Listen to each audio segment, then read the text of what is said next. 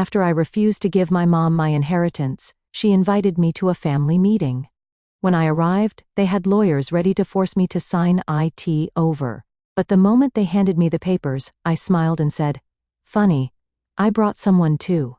I'm Amber, 29 years old, and last month my grandfather left me his entire estate worth over $2 million the day after the funeral. My mother Patricia demanded I sign it over to her.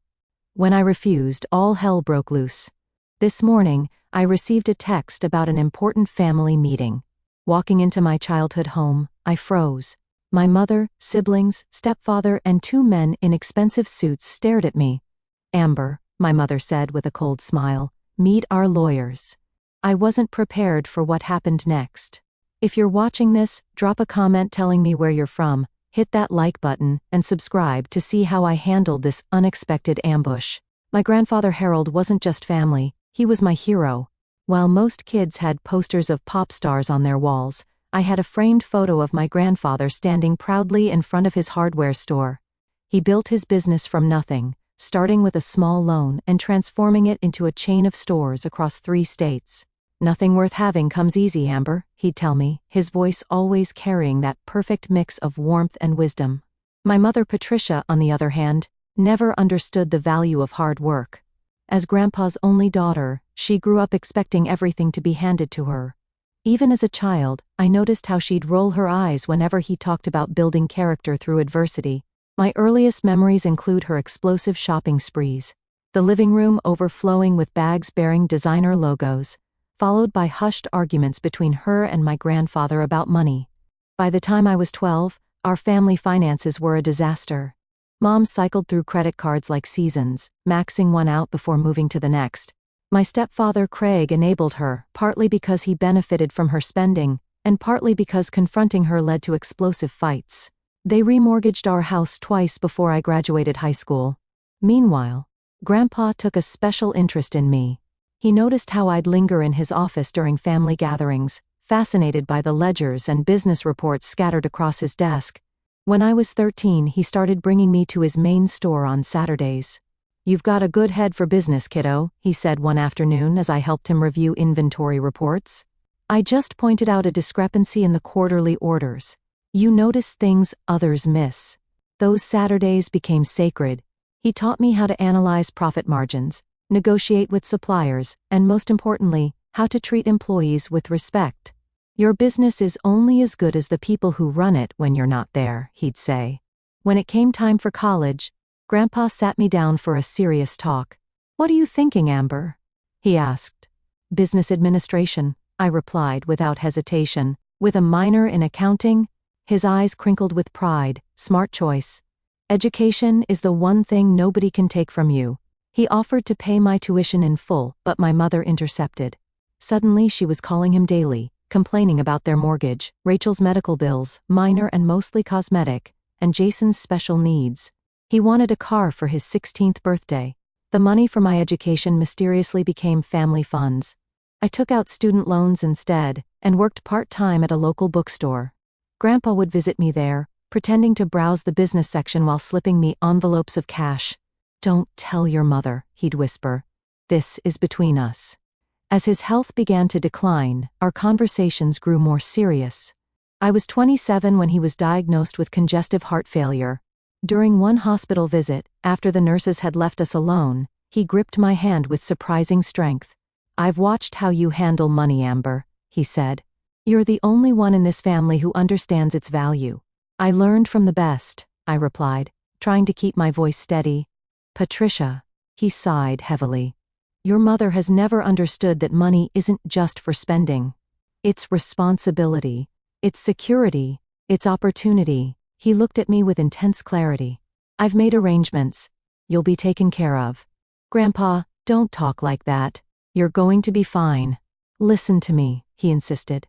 "When the time comes, there will be pressure. Standing your ground won't be easy." I promised him I would honor whatever decisions he'd made, though I didn't fully understand what he meant then. In his final months, he shared stories I'd never heard before, about my mother's teenage years, how she'd stolen from his wallet, forged his signature on checks, and once emptied a savings account he'd set up for her college fund to buy a car. I failed her somehow, he confessed during our last real conversation. Gave her too much perhaps. Or not enough of what truly mattered. He squeezed my hand. But you, Amber? You turned out just right. A week later he slipped into a coma. 3 days after that, surrounded by family, Harold James Matthews took his final breath. I felt a piece of myself leave with him. The reading of the will took place 2 weeks after the funeral. We gathered in Mr. Peterson's law office, a wood-paneled room that smelled of leather and old books. My mother arrived dressed in designer black, her eyes hidden behind large sunglasses despite the dim interior lighting. Rachel and Jason sat on either side of her, with Craig hovering protectively behind them. I sat alone across the table. Mr. Peterson cleared his throat and began reading. The few minutes covered small bequests, charitable donations, items for distant relatives, a generous pension for his longtime housekeeper. Nothing surprising. Then came the bombshell. And to my granddaughter, Amber Nicole Matthews, I leave the remainder of my estate, including my business holdings, investment, portfolios, real estate properties, and personal effects, with the exception of items specifically designated to others in this document. The silence that followed was deafening. I sat frozen, the magnitude of what had just happened washing over me in waves. Then my mother ripped off her sunglasses. "This is a mistake," she hissed. "Read it again." Mr. Peterson adjusted his glasses. "There's no mistake, Mrs. Carter. Your father was very specific in his instructions." "That's impossible." She slammed her hand on the table. "I'm his daughter. His only child." "Mom, please," I whispered, aware of the lawyer's uncomfortable expression. "Don't you, Mom, me?" she snapped. "You knew about this, didn't you? You manipulated him when he was sick and vulnerable." Rachel jumped in, her voice trembling with either emotion or performance. I couldn't tell which. "Grandpa wouldn't do this to us. He loved us all equally." Jason remained silent, staring at his hands. Mr. Peterson interjected firmly. "Mr. Matthews was of sound mind when he updated his will 6 months ago. He was very clear about his wishes." My mother's face contorted with rage. 6 months ago? When he was already sick? This proves it was manipulation. The meeting dissolved into chaos after that. My mother threatened to contest the will. Craig made vague comments about family loyalty. Rachel sobbed dramatically. Throughout it all, I sat in stunned silence, the weight of my grandfather's trust pressing down on me. In the parking lot afterward, my mother cornered me against my car. "This is a simple fix, Amber," she said, her voice suddenly calm and reasonable. "Just transfer everything to me, and I'll make sure everyone gets their fair share." I looked into her eyes, so similar to mine in color but lacking any warmth. "I need time to process this, Mom." "What's there to process?" Her smile didn't reach her eyes. "It's family money. It belongs to all of us. That's not what Grandpa wanted." Her expression hardened. "You have no idea what he wanted. I was his daughter for 52 years. You were just a distraction in his old age." Those words stung more than I wanted to admit. "I'm not making any decisions right now. Don't be selfish, Amber. Your brother needs college tuition. Rachel's drowning in debt. Craig and I are behind on the mortgage again." "I thought you paid off the mortgage with the money Grandpa gave you last year?" She waved dismissively. "Things happen. Expenses come up. Like the brand new Mercedes in their driveway, I thought but didn't say." The next few days brought a barrage of calls and texts. Rachel called me a greedy bitch in a family group chat. Craig left voicemails about doing the right thing. Friends of my mother's, women I'd known since childhood, sent messages expressing their disappointment in my character. Jason was the only one who approached me differently. He showed up at my apartment 3 days after the will reading, hands in his pockets, looking younger than his 18 years. "I don't care about the money," he said quietly, "but Mom's on the warpath. I've never seen her like this. I'm sorry you're caught in the middle." "I meant it." He shrugged. "Just wanted to warn you. She's not going to let this go." A week later, my mother arranged a casual family dinner. The moment I arrived, she launched into a prepared speech about family unity and generational wealth. "Your grandfather built his business for all of us," she insisted, cutting into her steak with precise movements. "He never intended for one person to control everything." "Then why did he write the will that way?" I asked. "Because you manipulated him," Rachel snapped. "We all know you were his favorite. You used that." "That's not true." My voice came out smaller than I intended. "Then prove it," my mother said. "Sign the money over to me, and I'll distribute it fairly." "I can't do that." "Can't or won't?" Craig interjected. "Both." I stood up, dinner untouched. I promised Grandpa I would respect his wishes. His wishes were for the family to be taken care of. My mother shouted as I headed for the door. "And I intend to honor that," I replied. "Just not the way you're demanding." I left with their angry voices following me down the driveway. That night, alone in my apartment, I cried for hours, not because I doubted my decision, but because I was losing my family in the process of honoring my grandfather's last wish. The weeks following the will reading were some of the hardest of my life. What started as direct confrontation evolved into something more insidious, a coordinated campaign to break me down emotionally. My phone became a portal for guilt and manipulation. Aunts I barely spoke to called to tell me how disappointed they were. Cousins sent texts, asking why I hated the family. Even my mother's church friends reached out, quoting scripture about honoring parents and the evils of greed. "Family takes care of family" became my mother's mantra, repeated in daily voicemails when I stopped answering her calls. Rachel took a different approach, weaponizing our shared childhood. "Remember when Mom sold her engagement ring to pay for your braces?" she texted one morning. I did remember, and also remembered that Grandpa had given Mom the money for those braces, which she'd spent on a spa weekend before being forced to sell the ring. The pressure came from unexpected directions too.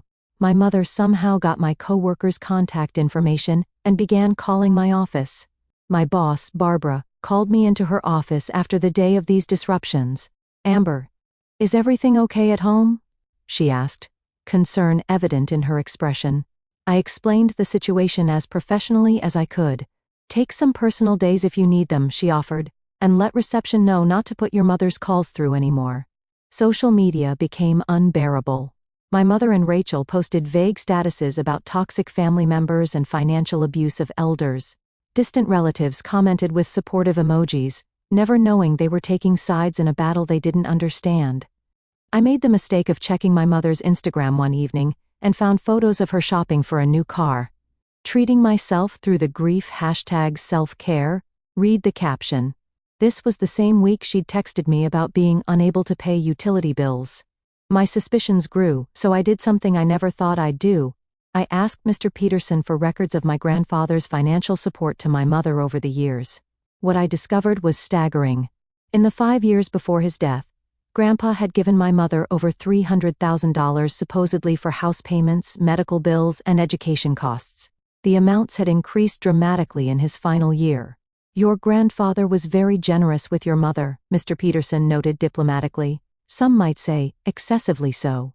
That night, I received the most disturbing call yet from Craig, his words slightly slurred from alcohol. "You think you're so smart," he growled. "Little Miss Perfect with her business degree. Your mother is having panic attacks because of you." "I'm sorry she's struggling," I said, trying to remain calm. "No, you're not. You've always been selfish. Harold spoiled you rotten. That's not fair." "No, what's not fair?" "Your mother deserves that money. She had plans for it." "What plans?" I asked before I could stop myself. He laughed bitterly. "The house in Naples for starters. We put a deposit down 6 months ago when the old man's doctor gave us the timeline." I felt physically ill. "You were spending his money before he was even dead? It was going to be ours anyway," he slurred. "Until you got involved." The call ended with veiled threats about legal consequences and family secrets. I sat in my darkened apartment, shaking. For the time, I considered giving in, just to end the nightmare. The money wasn't worth this emotional torture. Ethan found me like that, curled on the couch in the dark. My boyfriend had used his emergency key after I'd missed our dinner date and wasn't answering texts. "Talk to me," he said, pulling me into his arms. All of it. I poured everything out, the inheritance, the pressure, Craig's threatening call. "Maybe I should just give them what they want," I concluded, exhausted. Ethan listened without interrupting, his expression growing increasingly concerned. When I finished, he took my hands in his. "Amber, this isn't just about money anymore," he said gently. "This is emotional abuse. And from what you've told me about your grandfather, giving in would betray everything he was trying to protect you from. But my family is showing you exactly why Harold made the choice he did." His voice was firm but kind. He knew this would happen. He was preparing you for it. That night marked a turning point. Ethan helped me set up an appointment with Samantha Reed, a lawyer friend of his who specialized in estate disputes. "Just to understand your options," he insisted. Samantha's advice was clear: document everything, restrict contact, and prepare for a potential legal battle. "Based on what you've told me," she said during our consultation, "your mother may be planning something more aggressive than just guilt trips. The inheritance is significant enough that she might take formal action." "What kind of action?" "She might claim undue influence, suggesting you manipulated your grandfather. Or she might argue he wasn't of sound mind when he updated his will." "He was perfectly lucid," I protested. "I believe you. And the medical records will likely support that. But we should be prepared." Following Samantha's advice, I started recording phone calls, legal in our state with one-party consent, and saving all messages and emails. I installed security cameras at my apartment after finding my mother's car parked outside one evening. The emotional toll was immense, but Ethan's support kept me grounded. "Your grandfather saw something in you," he reminded me during a particularly low moment. "The strength to handle this. Trust his judgment." His words echoed in my mind when, 3 weeks after the will reading, I received a text from my mother that would change everything.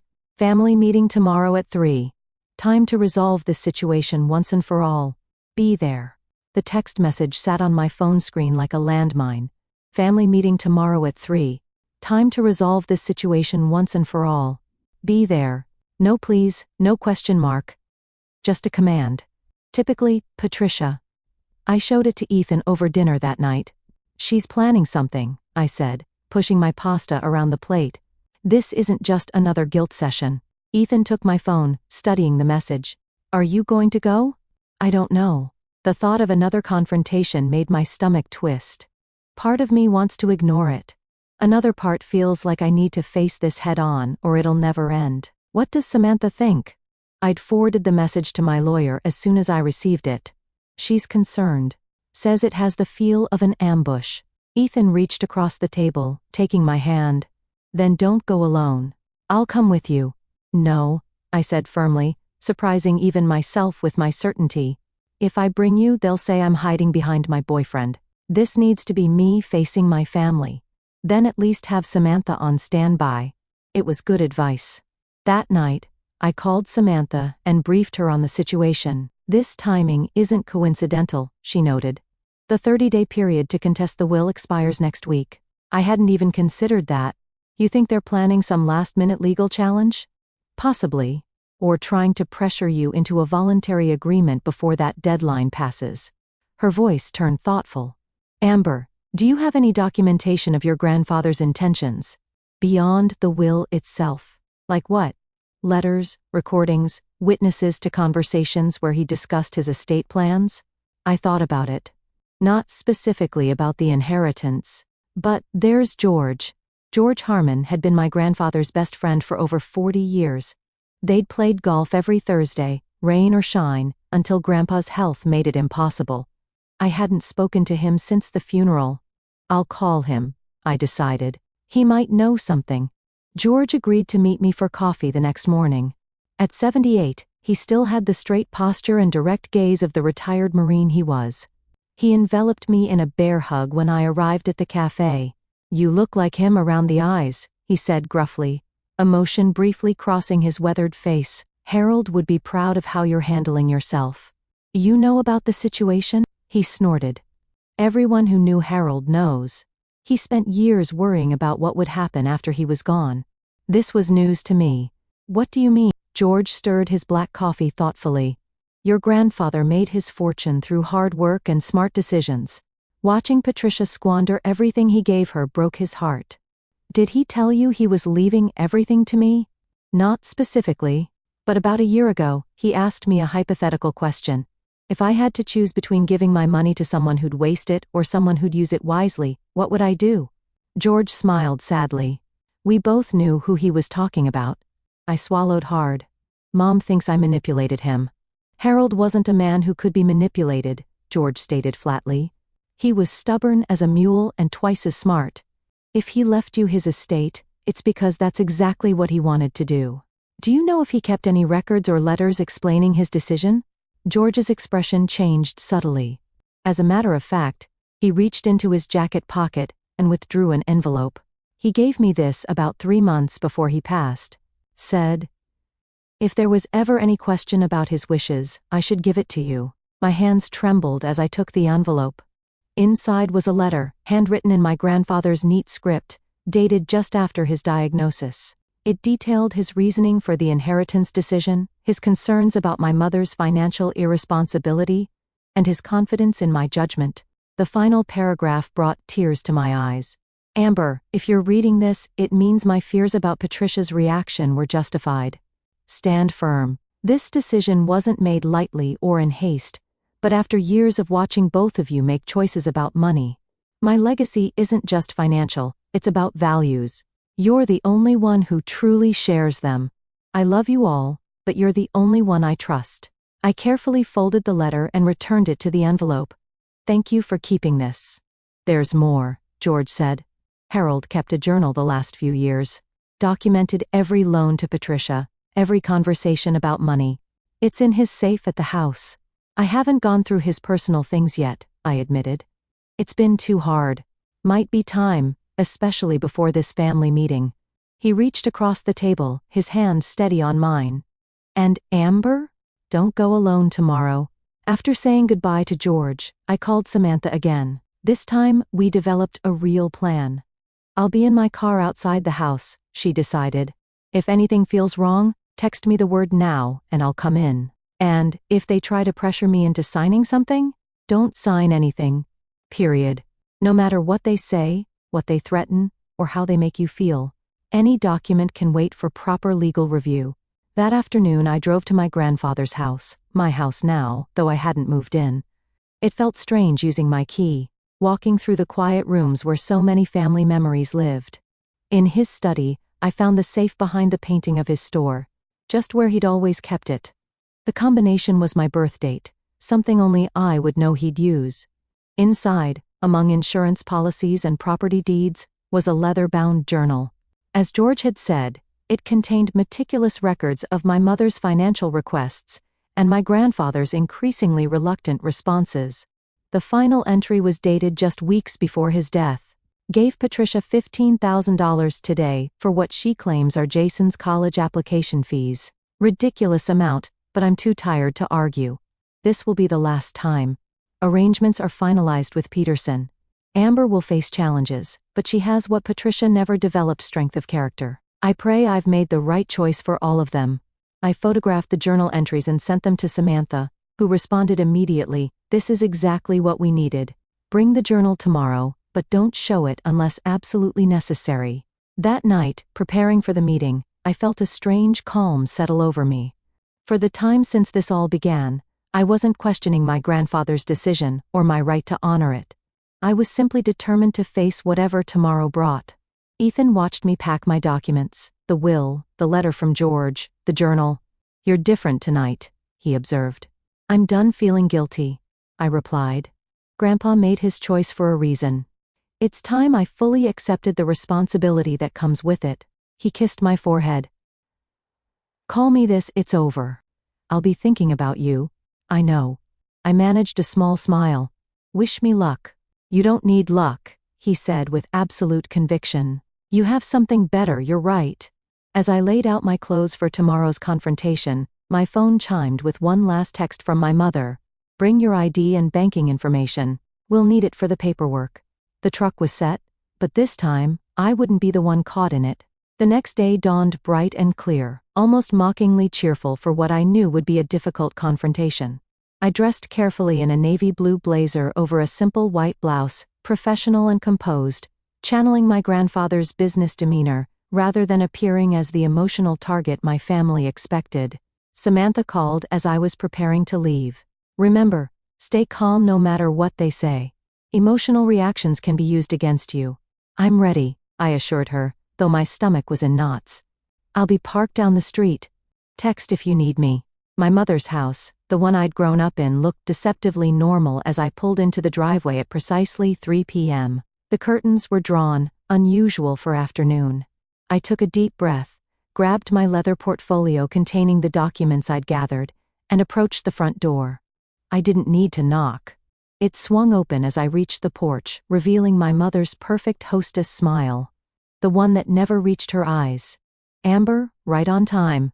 Her voice was honey sweet, another warning sign. She was wearing a designer dress I'd never seen before, hair freshly colored and styled. Everyone's waiting in the living room. The atmosphere inside was suffocating. Rachel and Jason sat stiffly on the sofa, neither meeting my eyes. Craig stood by the fireplace, arms crossed, watching me with undisguised hostility. But what confirmed my suspicions were the two strangers, middle-aged men in expensive suits, seated in the armchairs usually reserved for family. "Amber," my mother gestured grandly. "This is Mr. Wilson and Mr. Daniels. They're helping us sort out this unfortunate situation." I nodded politely but didn't offer my hand. "I wasn't told this would involve lawyers." "Not lawyers exactly," my mother corrected smoothly. "Just advisors to help with the paperwork. Please, sit down." The only available seat was a hard-backed chair positioned to face everyone else. An interrogation setup, if I'd ever seen one. I took it without comment, placing my portfolio on my lap. "Would you like some coffee?" My mother was playing the perfect hostess, another act I recognized from childhood gatherings, where appearances mattered more than actual feelings. "No, thank you. I'd like to understand the purpose of this meeting." Mr. Wilson cleared his throat, leaning forward with practiced concern. "Amber, your family is very worried about the burden that's been placed on you. Managing a substantial estate is complex and stressful, especially for someone your age. I appreciate the concern, but I've been working in financial management for 7 years," I replied evenly. "I'm quite capable." "Of course you are, sweetheart," my mother interjected with a patronizing smile. "But this is about family unity. Your grandfather would have wanted us all to benefit. If that were true, he would have written his will differently." Rachel spoke up, her voice trembling in what I recognized as her theater voice. She'd done community productions since high school. "Amber, you know Grandpa wasn't thinking clearly at the end. The medication, the pain, he wasn't himself. He was lucid until the final week," I countered. "The will was updated 6 months before that." Mr. Daniels, the other advisor, opened a leather briefcase. "We've prepared a simple solution that respects your grandfather's wishes while ensuring family harmony." My mother beamed at him gratefully. "They've been so helpful, Amber. This way, everyone wins." "What exactly are you proposing?" I asked, though I already knew. "A voluntary redistribution," Mr. Wilson explained, removing documents from his own briefcase. "You would transfer the business holdings and investment accounts to your mother as the most experienced family member, while retaining a generous portion for yourself, say, 20%. I almost laughed. "And the real estate properties? Those would be liquidated, with proceeds divided among all family members," Mr. Daniels continued smoothly. "Your brother has college expenses approaching, and your sister has medical needs." I looked at Jason, who squirmed uncomfortably. "What medical needs does Rachel have?" "That's private," my mother snapped, her pleasant facade cracking slightly. Craig stepped forward. "Look, Amber, we can do this the easy way or the hard way.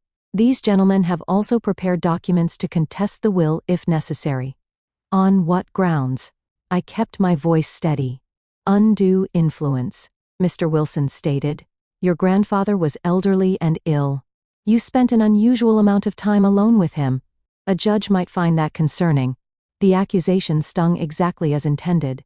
My mother pressed the advantage. "No one wants a messy court battle, Amber. Think about what that would do to Grandpa's reputation, to have his mental capacity questioned in public records." I felt a momentary wave of doubt. Would Grandpa want his private affairs dragged through court? The self-doubt must have shown on my face, because my mother's expression turned triumphant. "We're just asking you to do the right thing," she continued, nodding to Mr. Wilson, who slid a thick document across the coffee table toward me. "Sign this today, and we can put this unfortunate situation behind us. We'll still be a family." Jason finally spoke, his voice small. "Please, Amber. Mom says we might lose the house if this doesn't get resolved." The manipulation was so transparent it restored my resolve. "May I see the documents?" Mr. Daniels passed them over with a satisfied smile. "Take your time. It's a standard transfer of assets. Everything's clearly labeled." I accepted the papers, my expression neutral as I flipped through the few pages. As I suspected, it was far from standard. It was a complete surrender of everything my grandfather had built, with nothing but vague promises in return. The room fell silent as I continued reading, tension building with each passing minute. My mother fidgeted with her new bracelet, another recent purchase, I noted, while Rachel whispered something to Craig. Finally, I closed the document and looked up. 5 pairs of eyes watched me expectantly. "Well?" my mother prompted. "Do you need a pen?" I smiled then, not the anxious people-pleasing smile they were accustomed to seeing from me, but my grandfather's smile, the one he wore when closing a particularly advantageous business deal. "Before I make any decisions," I said calmly, "I'd like to understand something. Mom, when did you put a deposit down on the house in Naples?" Her face paled visibly. "What are you talking about?" "Craig mentioned it during our last phone call. He said you put a deposit down 6 months ago when Grandpa's doctor gave you his timeline." Rachel shot Craig a furious look. He cleared his throat awkwardly. "I never said that. I recorded the call," I replied simply, "just as I've documented every threat, every manipulation attempt, and every lie about financial hardship while you've been shopping for luxury items." Mr. Wilson straightened his tie nervously. "Ms. Matthews? Family disputes can get emotional. Let's focus on the documents." "Yes, let's," I agreed, reaching for my portfolio. "I have some documents of my own." That was when my mother stood abruptly. "This is ridiculous. You're trying to steal what should rightfully be mine." "Like you stole from Grandpa?" I asked quietly, opening my portfolio. "I never." January. "You told him you needed $30,000 for Jason's medical treatments. Jason wasn't sick. The money went to your cruise and Craig's golf membership." I extracted the journal entry documenting this, along with a photo I'd found of my mother on that very cruise, posted to Instagram with the caption, "Best birthday gift ever. #blessed." Mr. Wilson and Mr. Daniels exchanged uncomfortable glances. May 8. "You claimed Rachel needed emergency dental surgery. $20,000. Rachel was in Cancun that weekend. She posted the pictures herself. Rachel had the grace to look ashamed. I laid out document after document, calmly and methodically exposing years of financial manipulation. "Grandpa kept records of everything, Mom. Every lie, every manipulated loan, every broken promise to repay." My mother's face had transformed from shock to fury. "How dare you? After everything I've done for you. Like using the money Grandpa gave you for my college tuition on your spa retreats? That's in here too." The advisors were now looking distinctly uncomfortable. Mr. Wilson leaned toward my mother, whispering urgently. She waved him off. "You ungrateful little." I interjected calmly, "this meeting is over." I stood, gathering my documents. "Unless you'd like me to call in my actual lawyer, who's waiting outside. She's particularly interested in these gentlemen who are presenting themselves as legal advisors, while pressuring me to sign documents under false pretenses." Mr. Daniels closed his briefcase hurriedly. "Mrs. Carter, you didn't mention any existing litigation." "There isn't any," I clarified. "Yet." The implied threat hung in the air. My mother's carefully constructed plan was collapsing around her, and the rage in her eyes was unlike anything I'd seen before. "This isn't over," she hissed. "Actually, it is." I picked up their document and handed it back. "I won't be signing this or any variation of it. Grandpa made his wishes clear, and I intend to honor them." "He was my father," she nearly screamed. "Everything he built should have been mine." "That's exactly why it isn't," I replied softly. "He built it to last, Mom, not to be squandered." As I turned to leave, Jason suddenly stood. "Amber, wait." Everyone froze. Jason had been the silent observer throughout this confrontation, caught between loyalty to our mother and what he knew was right. "I'm sorry," he said, his voice stronger than I'd ever heard it. "I didn't know about any of this. The lies, the manipulation. I just thought." He looked at our mother, pain evident in his expression. "I thought Amber was being selfish. But it's not true, is it, Mom?" Patricia's expression hardened. Sit down, Jason. No. His hands were shaking, but his voice remained steady. I don't want any part of this. To everyone's shock, he walked across the room to stand beside me. I'm leaving with Amber. Craig started forward, threateningly. You ungrateful little. I'd be careful about what you say next, I interrupted, holding up my phone. This entire conversation is being recorded. That stopped him cold. The advisors were already inching toward the door, sensing the legal quicksand they'd wandered into. I looked at my mother one last time, feeling an unexpected wave of pity beneath my anger. Goodbye, Mom. With Jason beside me, I walked out of the house that had once been my home, leaving behind the trap that had been set for me, a trap that had caught its creators instead. As Jason and I stepped onto the porch, the front door slammed behind us with such force that the porch light rattled. I flinched but kept walking toward my car, where Samantha was already emerging, alerted by my prearranged signal text. Are you okay? She asked, eyeing Jason uncertainly. This is my brother, I explained. He's coming with us. Jason looked between us, confusion evident on his face. Who are you? Samantha Reed, Amber's attorney. She extended her hand professionally. I take it the meeting didn't go as your mother planned? A hysterical laugh bubbled up from somewhere deep inside me. You could say that. We didn't have time for more explanations. The front door burst open again, revealing my mother, face contorted with rage. Jason? Get back in this house right now. Jason stiffened beside me but didn't turn around. I can't, Mom. Not after what I just heard. They're manipulating you. She shrieked. Everything Amber said was a lie. Samantha stepped forward slightly. Mrs. Carter, I strongly advise you to go back inside.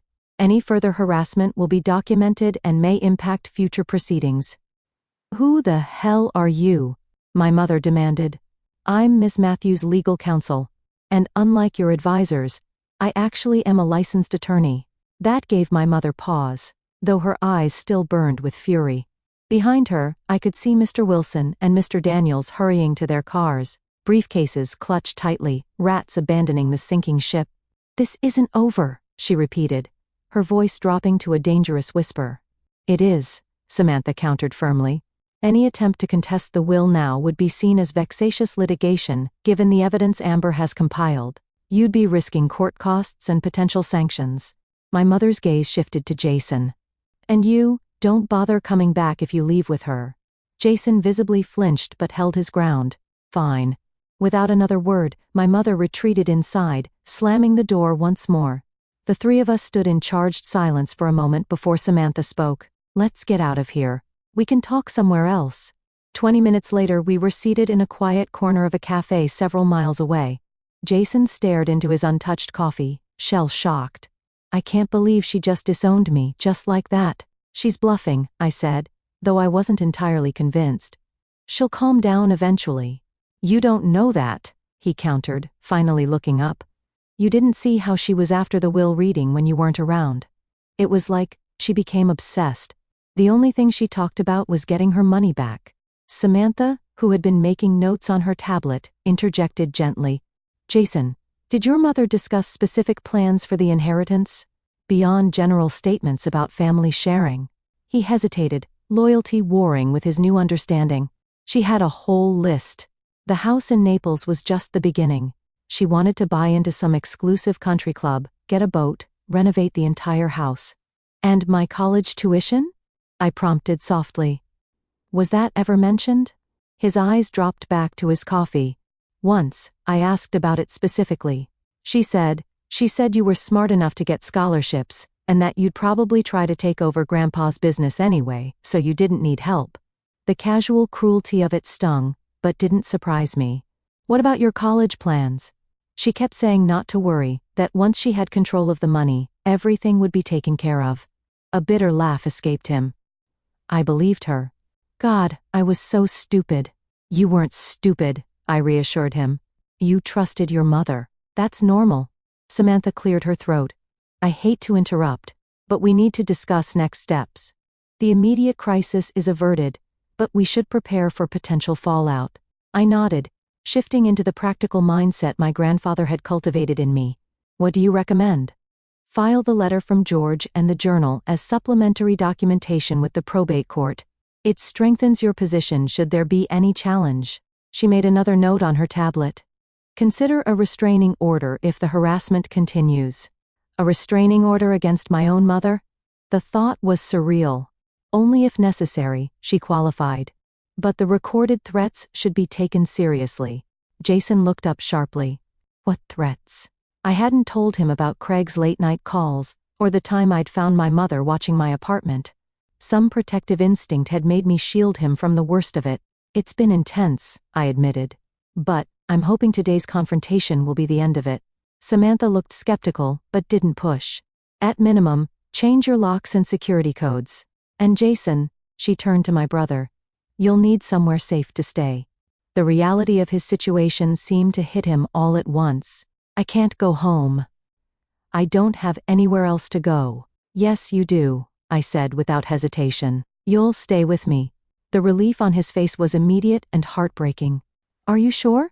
Absolutely. Despite everything, he was still my little brother. My apartment has a pull-out couch with your name on it. Samantha smiled for the time since the confrontation. That's settled then. Now, Amber, we should discuss your grandfather's estate. Have you given any thought to how you want to proceed? The question caught me off guard. I'd been so focused on defending my inheritance that I hadn't fully considered what I would actually do with it. Grandpa wanted me to continue his legacy, I said slowly. Not just preserve it, but build on it. The hardware stores are still profitable, Samantha noted, but they're facing increasing competition from big box retailers. You might consider diversification. Jason leaned forward, sudden interest replacing his dejection. Grandpa always talked about expanding into eco-friendly building supplies. He said it was the future, but he didn't have the energy to overhaul the business model. I looked at my brother with surprise. I didn't know you paid attention to his business talks. He shrugged, a hint of embarrassment coloring his cheeks. I didn't understand most of it, but I liked listening to him get excited about ideas. Something clicked into place. Jason, what are you planning to study in college? Business administration, he replied, with a focus on sustainable enterprise. Why? I exchanged a glance with Samantha, who seemed to read my thoughts and nodded slightly in approval. Because, I said, a plan forming as I spoke, I think Grandpa would want his legacy to include both of us. Jason's eyes widened. What are you saying? I'm saying that while I won't sign over the inheritance to Mom, I do want to share it in a way that honors Grandpa's values. I reached across the table, taking his hand. How would you feel about an internship at Matthews Hardware while you're in college? Learn the business from the ground up like Grandpa taught me. Are you serious? Hope flickered across his face. Completely serious. And if you prove yourself, which I know you will, there could be a place for you in the company after graduation. But what about Rachel? And Mom? He asked, though I could tell he was already imagining the possibility. I sighed. Rachel made her choice. As for Mom, I won't enable her self-destructive financial habits, but I won't abandon her either. We can set up a modest trust with strict conditions. Samantha nodded approvingly. A properly structured trust would prevent misuse while providing security. We can build in educational provisions for Jason, and even Rachel, if she ever changes her mind. For the time since this whole ordeal began, I felt a sense of clarity and purpose. This wasn't just about honoring my grandfather's wishes anymore. It was about carrying forward his values in a way that could heal our family, even if that healing took years. So what happens now? Jason asked. Now, I replied with newfound confidence. We build something that would make Grandpa proud. The rest of the afternoon passed in a flurry of practical arrangements. Samantha helped Jason create a list of personal items to retrieve from our mother's house with a police escort as a precaution. I called Ethan, who immediately offered to help Jason settle into my apartment. By evening, sitting in my living room with Jason and Ethan, I felt an unexpected sense of peace. The worst confrontation was behind us. The path forward wouldn't be easy, but for the time, it felt clear. I just realized something, Jason said suddenly. Today's the anniversary of Grandpa's business opening, 47 years ago. I glanced at the calendar, surprised I hadn't noticed. You're right. Do you think he planned it this way? Jason wondered. Setting all this in motion to come to a head today? Ethan chuckled. From what you've told me about him, that sounds exactly like something he would do. I smiled, remembering my grandfather's meticulous nature, his belief that timing was everything in business and in life. Maybe he did. His final lesson to us. Later that night, after Jason had settled into the pull-out couch and Ethan had gone home, I sat alone in my bedroom, reading through my grandfather's journal again.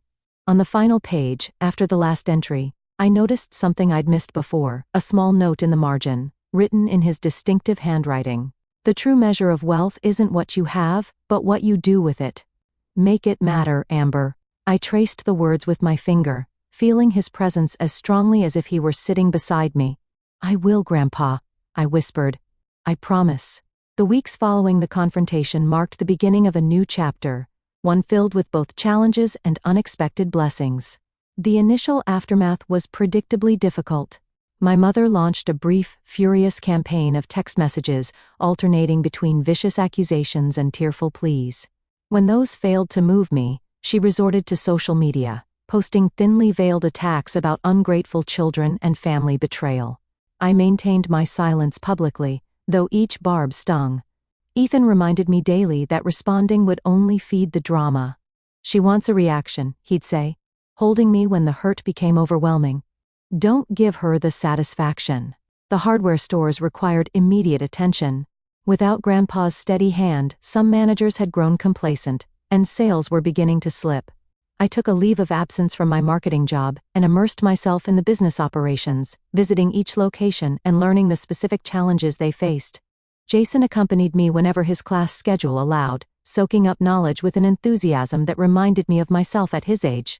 Watching him interact with employees, asking insightful questions about inventory management and customer retention, I saw glimpses of our grandfather, the same analytical mind, the same genuine interest in people. You're a natural at this, I told him after a particularly productive meeting with suppliers. He ducked his head, pleased but embarrassed by the praise. I just remember things Grandpa said. It helps me know what questions to ask. That's exactly what makes you good at it. 3 weeks after the confrontation, Rachel reached out unexpectedly. She asked to meet at a cafe halfway between our homes, neutral territory. I arrived claiming a corner table where I could watch the door, still wary of ambushes after everything that had happened. She entered tentatively, looking smaller somehow without our mother's commanding presence beside her. The designer clothes and perfect makeup remained, but something in her demeanor had changed. Thank you for coming, she said, sliding into the seat across from me. I was surprised you called. She fiddled with her napkin, avoiding my eyes. Mom doesn't know I'm here. She'd be furious. How is she? I asked, genuinely concerned, despite everything. Angry. Hurt. Drinking more than usual. Rachel finally looked up. She's selling the house. Says she can't afford the mortgage payments anymore. I had expected to feel vindicated by this news. Instead, I felt a complicated sadness. Where will she go? Craig's sister has a rental property. It's smaller, but nice enough. She hesitated. Jason's room is still untouched. She won't admit it, but I think she's hoping he'll come back. Has she reached out to him? Rachel shook her head. Her pride won't let her. Not yet, anyway. She took a deep breath. I owe you an apology, Amber. I said terrible things. I believed Mom when she said you'd manipulated Grandpa. You were protecting her, I acknowledged. I understand loyalty. It wasn't just loyalty. Her voice dropped. I was jealous. You were always Grandpa's favorite, and I resented that. When the will was read, she trailed off, blinking back tears. It felt like final confirmation. I finished for her. She nodded.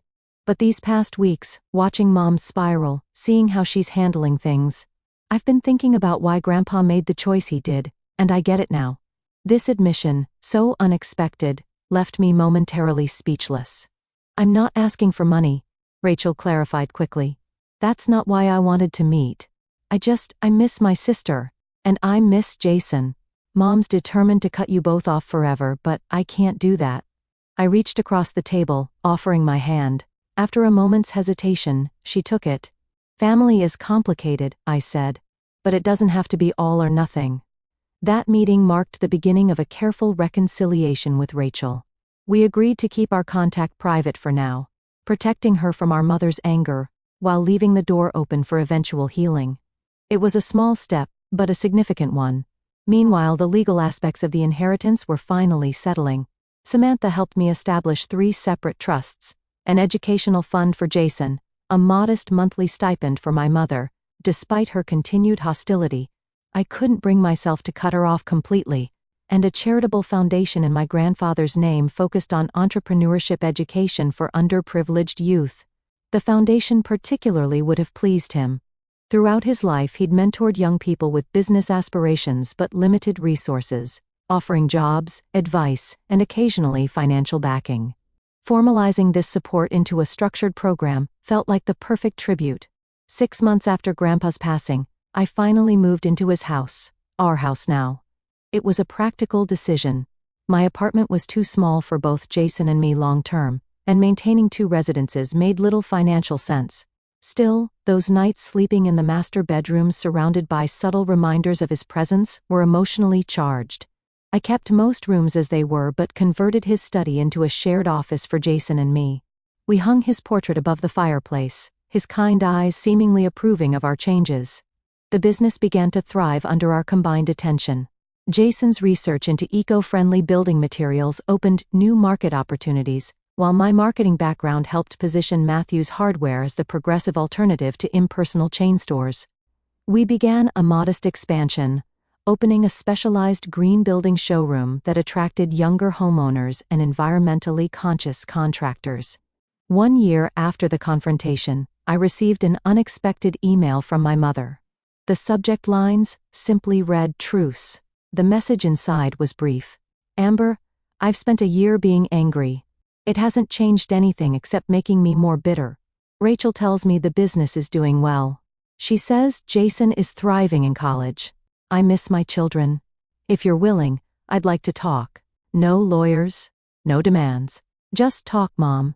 I read it multiple times, searching for hidden manipulations, but finding none. After discussing it with Jason, Rachel, and Ethan, I agreed to meet her at a restaurant with Ethan nearby just in case. She arrived on time, looking older than I remembered but more composed than during our last encounter. The designer clothes were gone, replaced by a simple blouse and slacks. Her expression when she saw me was guarded but not hostile. "Thank you for coming," she said, the exact words Rachel had used months earlier. "How are you, Mom?" "Managing." She offered a small, tight smile. "The rental is actually nice. Less to clean. Craig and I," she hesitated. "Craig and I are taking some time apart." This was news. "I'm sorry to hear that." She shrugged. "It's been coming for a while. Your grandfather used to say Craig brought out the worst in me. I'm starting to think he was right about that too." The acknowledgement, however indirect, that Grandpa had been right about anything related to money was startling progress. "I've been seeing someone," she continued, eyes fixed on her water glass. "A therapist, I mean. Rachel's idea. It's helping me understand some things about myself, about why I've always felt so empty no matter how much I acquired." Our conversation that day wasn't a magical reconciliation. Years of dysfunctional patterns couldn't be undone in a single lunch. But it was a beginning. She asked thoughtful questions about the business, listened without interrupting when I explained the foundation, and looked genuinely pleased when I showed her pictures of Jason's Dean's List certificate. Before we parted, she said something that stayed with me. "Harold would be proud of you, Amber. Not because of what you've done with the money, but because of who you've become despite how hard I made it for you." It was the most honest thing she'd ever said to me. The path toward family healing remains long and uncertain. Some days bring progress, others trigger old patterns and hurts. My mother and I maintain careful boundaries, but the open hostility has faded. She even attended the grand opening of our newest store location, standing quietly in the back during my speech, but staying for cake afterward. Jason graduates next year, ready to step into a full-time role in the company. Rachel, inspired perhaps by the foundation's work, has begun volunteering at a women's shelter and talking about going back to school for social work. And Ethan, well, the ring he placed on my finger last month suggests we'll be building our future together. As for me, I've finally made peace with my grandfather's choice. The inheritance wasn't just about money or even about business acumen. It was about values, about building rather than consuming, about using resources to create something meaningful that outlasts us. In his journal's final entry, Grandpa wrote that he believed I had what my mother never developed: strength of character. For a long time that felt like too heavy a compliment to accept. Now, I understand it wasn't meant as praise, but as recognition of something he'd observed over years of watching me grow and make choices, often difficult ones. Standing up to family pressure was the hardest thing I've ever done. But through that painful process, I discovered my own capacity. That's the real inheritance. Not the money or the business, but the understanding that true wealth lies in what we create, what we share, and what we leave behind for others. If you're facing a similar family conflict over money or inheritance, remember that standing your ground doesn't mean closing your heart. Boundaries aren't walls, they're bridges that allow healthy relationships to form. Share your experiences in the comments below. How have you navigated family financial conflicts? Have you found ways to honor both your own needs and family relationships? Don't forget to subscribe for more stories about navigating life's challenging moments, and hit that like button if this journey resonated with you. Thank you for listening to my story, and remember, the most valuable legacies aren't measured in dollars, but in the lives we touch and the good we create.